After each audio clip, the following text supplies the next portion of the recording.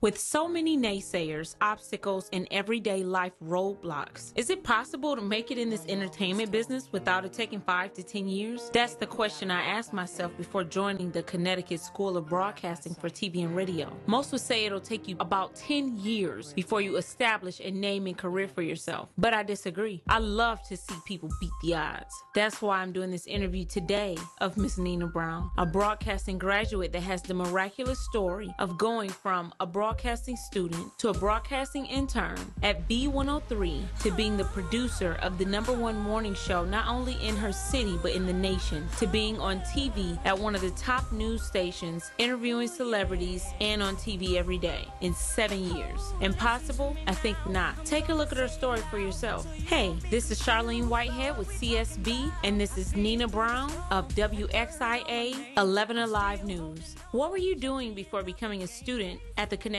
School of Broadcasting? I was managing a group of collectors. I was a collections manager at a collections agency that collected on bad checks. What made you choose CSB over all the other broadcasting schools? One day, I'll never forget, it was like the summertime. It was a beautiful day. I'm riding down 85, listening to V103, and I heard a commercial. And as soon as I heard the commercial, this light bulb just went off, and I was like, that's it.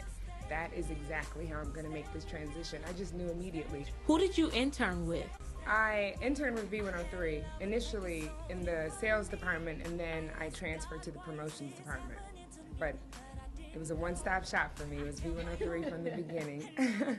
Did you know exactly what you wanted to do when you started your internship? I mean, I started out wanting to be on air. That was the focus.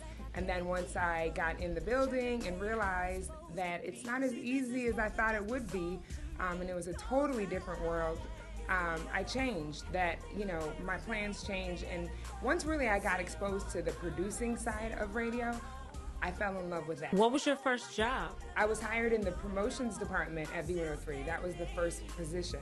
And then once our new programming director, who's still the programming director now, Reggie Rouse, got to Atlanta, he asked me, hey, you want to be on air? And I was like, yes.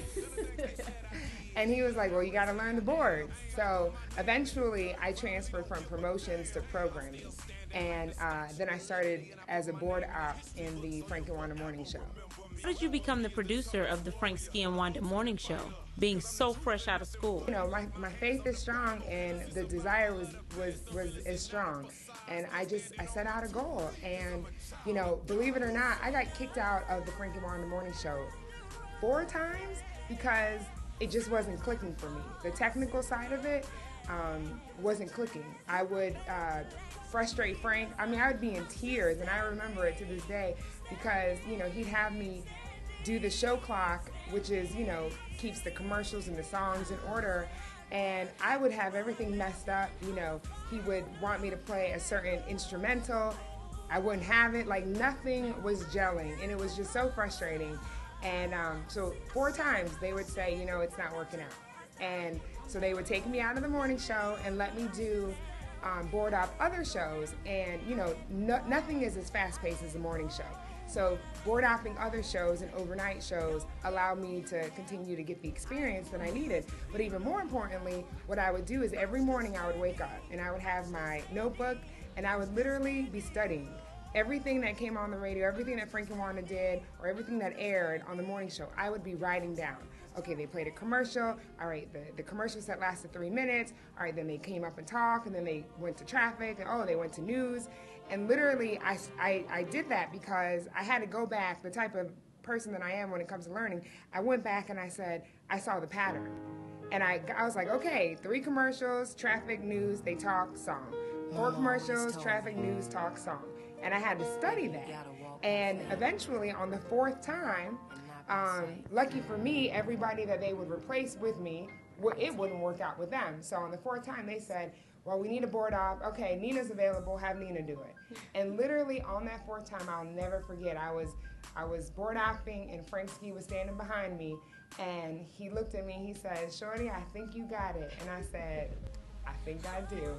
And from that moment on, they kept me. There was no more kicking out then, and I just worked really hard. And I knew at that point that I wanted to become the producer of the morning show.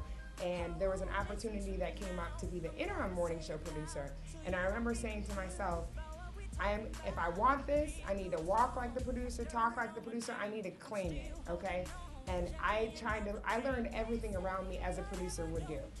And, you know, cutting commercials and everything that I didn't know, I made sure that I learned it then. And when the position finally came open, and they were interviewing for the position, Frank and Wanda said, they told our general manager and our programming director, we want it to be Nina. And they said, she's not experienced enough, she doesn't have enough, you know, time under her belt, she was just an intern. And it's powerful because the one thing that Frank told him is, what Nina Brown lacks in experience, she makes up in dedication, and we want her to be our producer. What did you learn from that position? I learned from the best. But, you know, and when you learn on that level, you're learning from the best to be the best. You can't go wrong when you're trained by some of the best who are doing it. But, you know, the great thing about Frank is that he held me accountable. When I would make a mistake, he would say, okay, what did we do wrong? How can we get better? So it was constant, like, hands-on mentorship. More importantly, what made you want to leave the Frank and Wanda morning show, with it being the #1 morning show in the country and being promoted to a TV show live on the CW? All of this taking place while you were the producer. I mean, that's a lot of accomplishments. That's a pretty big move. What made you want to leave? Well, I mean, I was there for 6 years. I produced the morning show for 6 years, and it was time. I had an opportunity. An opportunity came up about 3 weeks before. Ironically, was where I am now, and I just felt like it was God telling me that it was time for me to go. I mean, nothing is ever permanent, and everything should be used as a stepping stone to grow to the next position. You know, so some things took place, and at the end of the day, I knew that I was ready. I had done it for 6 years, and I felt like you get to a point sometimes in your career where you're like, okay, what's next? When you're no longer being challenged, then you have to say what's next. And that has really elevated me to get to where I am now. And whew, boy, am I being challenged now. So everything happens for a great reason. How has attending a broadcasting school helped you in your career? I wouldn't have been able to get my foot in the door of B103 without attending CSB. That is what allowed me to do the internship, and I knew once being able to do the internship that I would be able to, you know, get a job, because at that point, once you're in the building, it's all about you. I mean, I took what I learned at CSB and applied it. I mean, I was different from the other interns, because when they would say, hey, can you go back to the production room and do X, Y, and Z, I knew how to do it, whereas the other interns were like, do what? On what? You know, because they didn't have that same experience that I had. So, I mean, it definitely helped me get my foot in the door, but also stand out from everybody else, because I came in with hands-on experience. Alrighty, I just want to say thank you to Nina Brown for stopping out her busy schedule and coming by CSB for one more time again to do the interview. And that's a wrap.